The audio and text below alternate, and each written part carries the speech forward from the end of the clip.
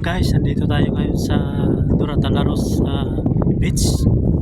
Yung pinakamagandang beach dito sa Saudi Arabia. Pasensya na kayo mga guys kasi madilim. Nandito tayo sa tabing dagat ito. Kaya lang wala pang mga ilaw dito. Pero dito doon sa kabila, maganda doon kasi tabing dagat yan. Yung may mga ilaw na yan, may mga building dyan. Napakaganda. Yan mga guys. Sarap ng hangin. Sariwa. Gilay-gilay muna tayo dito habang naghihintay sa sundo natin. Yan, di pa sila tapos na gisyodo. So, galagana muna dito. Lakad-lakad muna dito sa gilid ng dagat. Mga guys. Yan.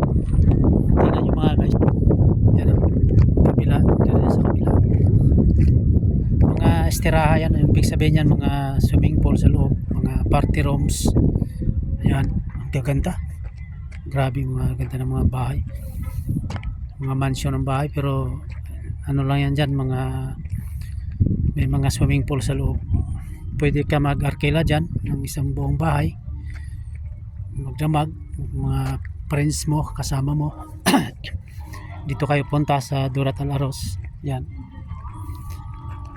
Kaya lang mahirap makapasok doon sa gate. Kailan meron kang gate pass na mayroong mag-i-invite sa iyo na taga rito, o kumuha ka ng ano, yung tawag doon, magpa-register ka siguro sa kanila.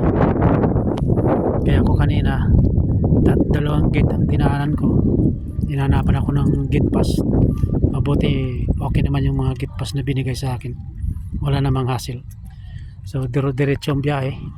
Kaya lang layo, umabot ako ng mga halos isang oras git. Sakto isang oras. Takbo ta mga 120, 110. So alhamdulillah nakaabot din ng safety. Yan mga guys.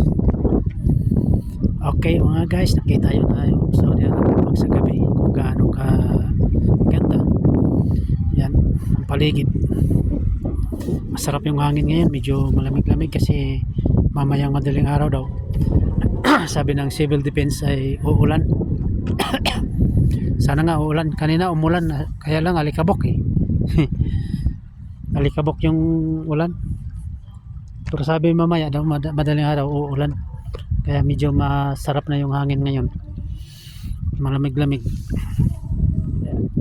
Okay mga guys, Eid Mubarak na lang sa inyo lahat. Happy na lang sa mga nagsiselebrate ng ano ngayon. Ito, tumatawag na yung sundo ko. Okay, bye bye.